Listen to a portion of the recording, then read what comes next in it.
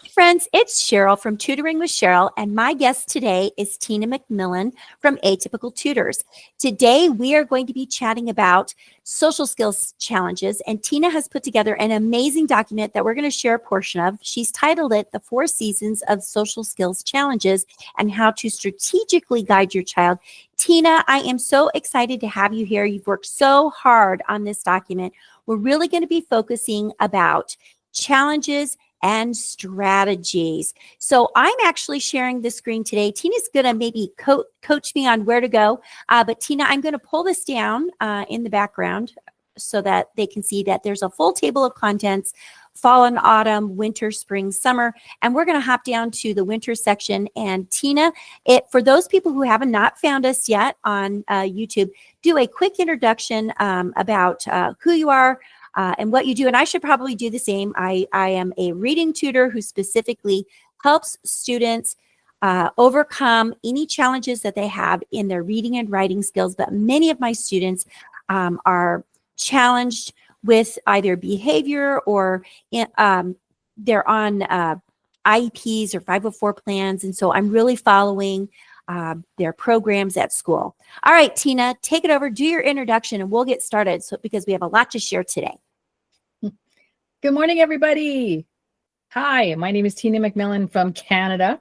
Hello to everybody around the world, hopefully.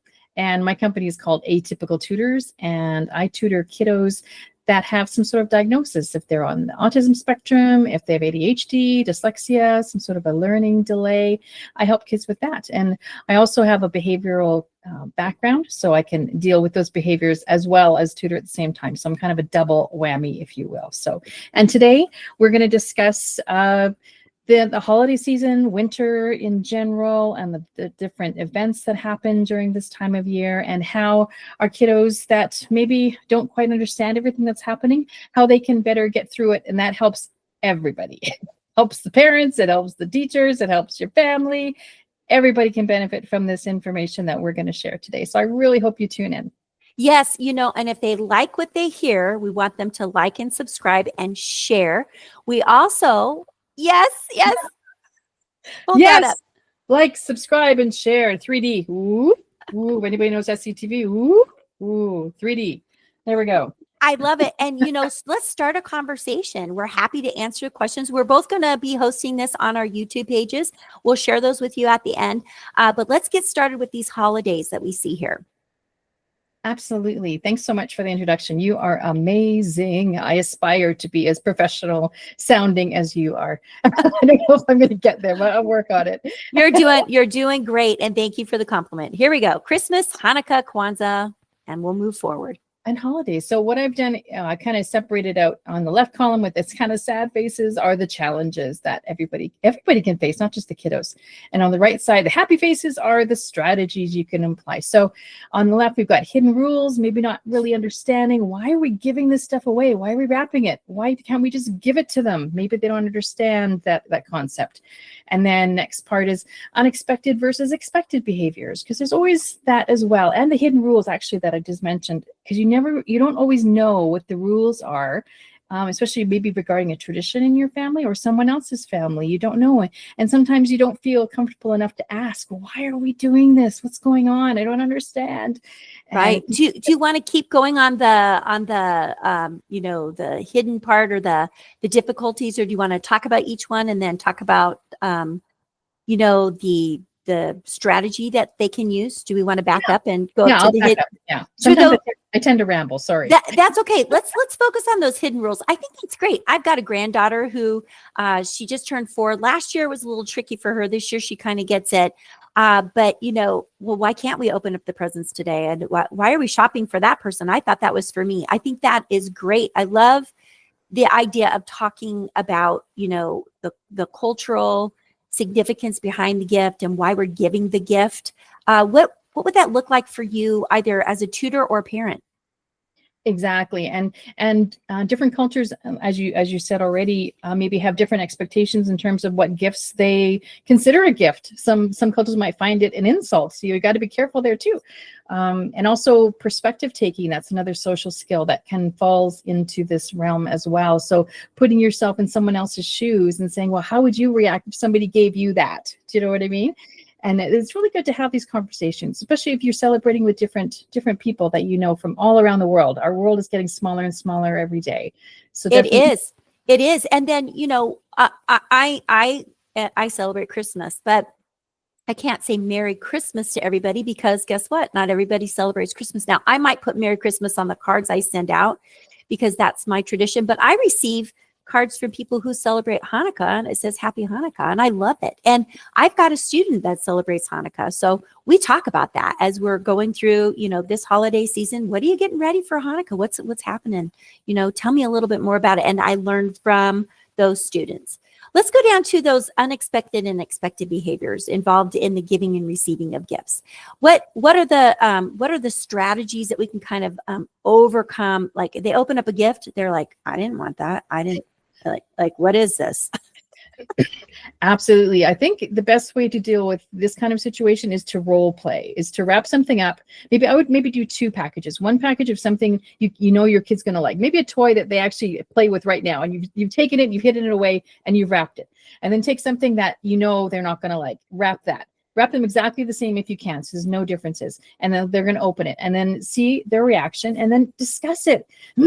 So why were you upset about that, getting that rock? Do you know what I mean? If that's what you chose, because unless the kid really likes rocks, then you got to pick something else, obviously, if they're into geology. So anyway, let's say they're not. Then you can have that conversation and say, well, this is what you can do if you get something that maybe you don't like. These are some of the things that we say so that we don't hurt someone else's feelings, because they went to the effort to wrap that for you and they really thought you were going to like it. They were wrong, but they didn't know that at the time. They weren't intentionally trying to upset you. So you got to remember that. So yes, and I think that's really important. If you have a child who is on the spectrum and has, wherever they might fall, maybe autistically or even behaviorally, you really need to think about that and have those conversations about, if you don't like it, you shouldn't say anything. You just say, thank you. I appreciate you thinking of me.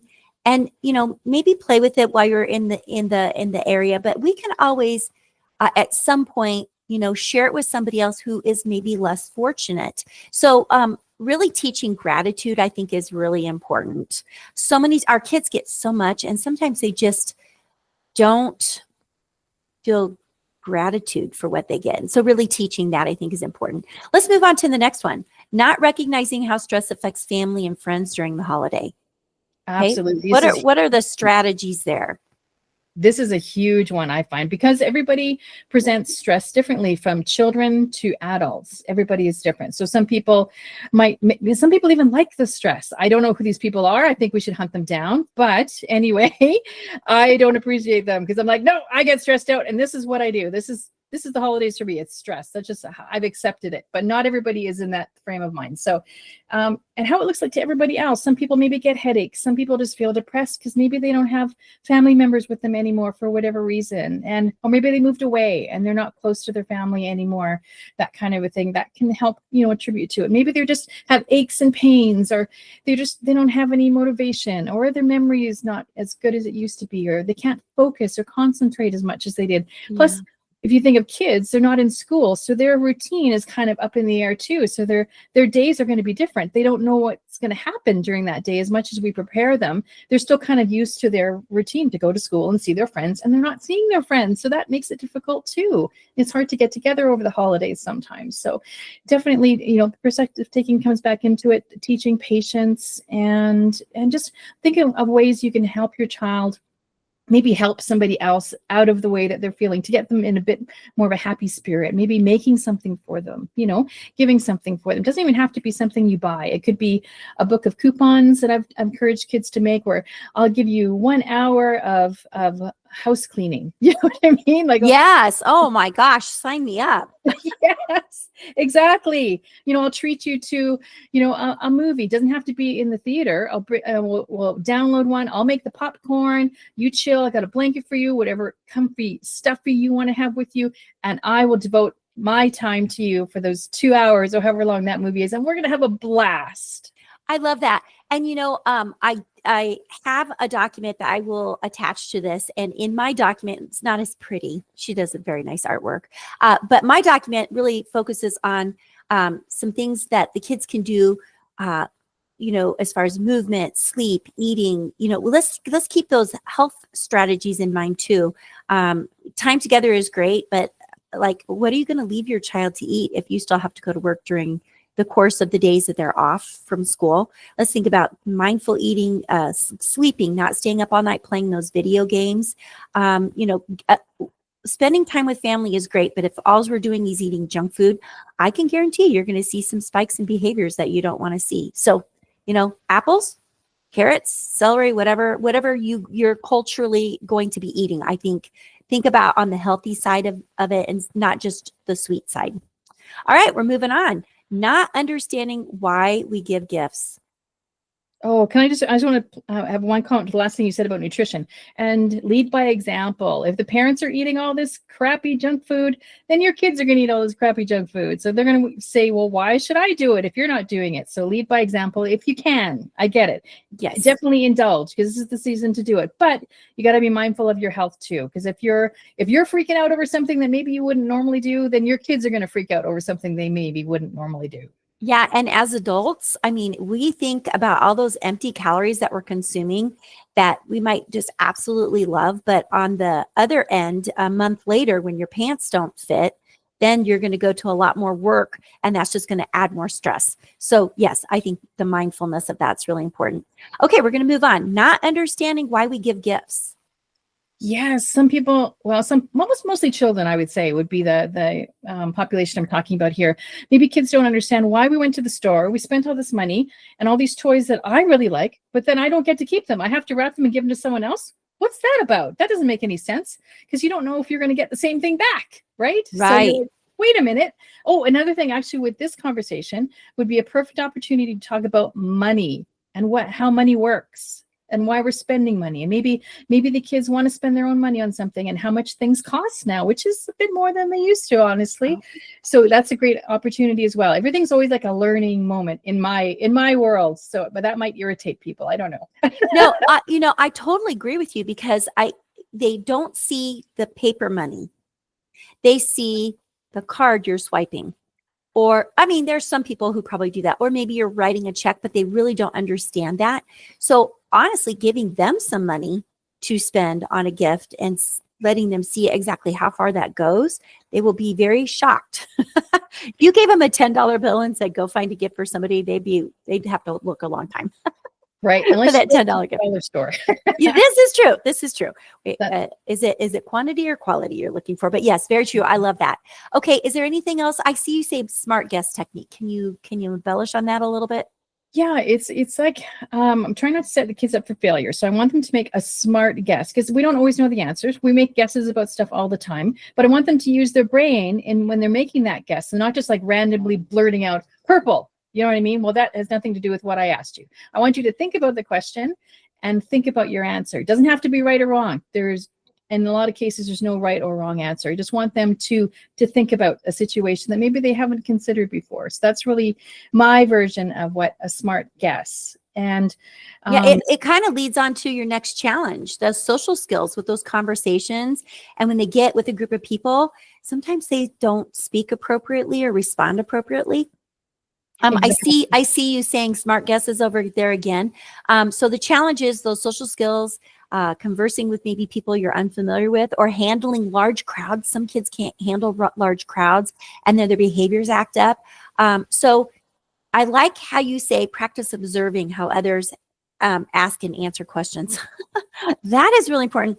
Role playing, I think, is really important. What are your ideas? Oh, you covered so many of them. That's great. And just having a conversation about the situation you're going into, especially if you're going into someone else's house that is from a different culture, different ethnicity even, and they're dressing differently than you would normally see them. And so they're going to wonder, wow, what are they wearing? So to kind of avoid maybe those uncomfortable moments, though, they are going to happen, and those are teachable moments as well. Hopefully the people have a good sense of humor. Yeah, yeah. And that also goes right along with people who are in wheelchairs or are using crutches, or maybe they're blind and they have a service dog or a cane. I mean, taking any moment, you have to remember, and I don't know if I've said it with you, Tina, but I know I've said it in other places where I've recorded things. You are your child's first teacher. Do not expect the school to teach your child everything that they need to know in social situations. It is up to you to do it. So yeah, having, observe and discuss or practice, or there's a lot of really great books in the library around those types of things. Take advantage of that, read the book and talk about it. We want to stay on track here. We're to New Year's. And so the struggle could be, why do we celebrate this day and what does it mean? So let's move on to New Year's Day. Absolutely. And I think a good conversation is talking about our past and how and why we celebrate the new year and what that means. What is a new year? It means the old year is done, whatever number it happens to be, and we're going to the next number. And that's how we live our lives. We're all about the calendar and time. It's super important in our lives. So I think the sooner a child can understand that concept, and that we only have a birthday once a year, we don't have it every month. I think they would like that. Don't you think they'd like that? Yeah, for sure. I don't know. I have a student that I do would you rather questions with. And the question was, would you rather have a birthday every month or twice a year? And he picked twice a year. Okay. That would definitely make it special, wouldn't it? Absolutely. So, along with, understanding the passage of time, I like how you said, who is Father Time and Baby New Year? And what are resolutions? I think that's great, because this is a very abstract concept for young children. When they go to school every year, they'll talk about New Year's resolutions and why that's important, but homeschoolers might not think about that. Or maybe your child just has a hard time kind of understanding this, because, who is Father Time and where is this baby we should be looking for? So talk a little bit about that. Absolutely. That's just what, the names we've given to help us understand the passage of time. And I think more for children as well, so they can have something to visualize. And I would kind of break it down into the way, maybe not necessarily use resolution when you're talking to children, but maybe say, what's one thing you wish you were going to be better at this year than last year? Maybe it's hockey. Maybe it's being able to skate for longer times. Maybe it's to score a goal or score more goals, whatever it might be, any sport kind of a thing. Something you want to do better this year that you're going to maybe focus on. And, we know from our experience, whenever we have a resolution by the end of January, it's done. And that's okay, because that's normal as well. It's very typical. So I wouldn't worry about that. We can always remind each other. How about you make a pact? You remind me that I wanted to focus on this year, and I'll try to remind you wanted to focus on that this year. And it can be like a team effort, and you have some accountability, and you can make it like a team thing. Right. And every year with my own students, we always talk about what, and it's funny that yours says back to school again, because I always start in January. Here's our document. We're going to write down, we always reflect on what did we do really well this year, like with it from the beginning. I usually just use from the beginning of the school year till now, because my kids, thinking back a whole year is kind of hard. Now from here, where do we want to go forward? So what is one goal you and I can work on? And what is one goal you can work on with maybe your friends or your family? And then they work on typing it out. We might add a picture, and then I share it with their family, because I think it's really important that they are thinking. It's like a self-analysis, like, what do I want to get better at? And then I tell them what I want to do. And then occasionally I'll say, hey, you mentioned that you wanted to become a better writer. We've been working on this. What have you noticed about your writing? And you mentioned that you're having friends with your friend you're having problems, with your friend on the bus. How's that going? Have you tried some of the strategies that we've been practicing? Is it improving? Great. And then you move on. So let's talk a little bit about your back to school. I probably took a little bit out of that, but you start with routines, routine changes, transitions, rigidity due to holiday schedules, sleeping in, visiting family and friends, eating higher calorie foods and drinks, and your solution. I know some of the kids I've worked with are actually looking forward to going back to school, because then they go back to see their friends for one thing, and they go back to their routine, which then they know what to expect, and it's not so crazy and all over the place, and maybe less emotions are flying around because of Christmas and all those other things that happen. You're seeing your relatives that maybe you only see once a year, so that's always challenging. Like, what are you talking about? What's new? You know what I mean? Exactly. And don't wait until the night before to have your child back on their school year sleep habits. If you've been letting them stay up till midnight and then you think they're going to stay up till midnight before the Monday or the Tuesday that they return, that is a recipe for failure. They are going to be completely undone. So, just think about that. I like your little thing here where it says, will your child wear any new clothes they received? Here's the thing. Your child might be wearing new clothes, but there's other kids that maybe didn't get a gift. And so when we say, I like your next one, that is the challenge, what to say when asked, how was your holiday? Some kids had a horrible holiday. So what I like to do, and I always say this, even in my sessions, tell me about the best part of your day. So you could say, tell me about the best part of your time away from school. You don't even have to mention Christmas. Some families don't even have enough money to pay for Christmas. Or a Hanukkah or whatever, Kwanzaa, whatever holiday you're referring to over this holiday season. So be a little bit aware of that, but even the kids need to be a little bit aware of that. Do you have anything you want to add to that? Yeah, I was just going to say, if I'm thinking of a teacher setting in a classroom, if you're asking that maybe the class as a whole, how was your holiday? Can you think of one thing? I would maybe have them write it down rather than I would give them the option to share with the class. Not everybody would want to share their, what happened to them with the classroom, for fear of, being judged. That's what we do. We're humans. We judge each other. So I would maybe recommend drawing a picture, or if they're younger, and maybe writing about it and then submitting it, just on their own, or they don't even have to submit it. It's just whatever, just getting it out of their head and then move on to the next thing and get back to their routine. Right. Now this document that you have is quite lengthy and it goes through basically the whole year, but I want to show your website and where people can get that. So this is the Atypical Tutors. We will have this in the description. And then this link right here is where you can get that download. I think it's great. It walks you right through everything that you need to know. And then also you can learn more about Tina.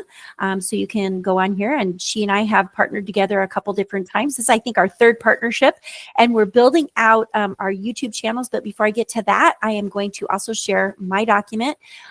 So let me just share this tab and get back up to the top because I was sharing it with you. So this is actually a picture of me with one of my tutoring students online. Oh, you don't see it, so let me share it. Hang on, I forgot to share this tab. Let's go back in. Did they see your website? Did they see it? Or did I forget to share that? I don't know if they saw it. I did, but I don't know if you saw it, they saw it. Okay, because I was like, oh, goodness gracious. Okay, so here is this document that I have created, and I have tabs on the side. So this is all about strategies educators, parents, and kids can use. So you can go through here and just print what you want. I will share it as a copy to you. So you just download it into your tab or into your drive, and then you can have access to it there. I have to get over to the document so that I can click.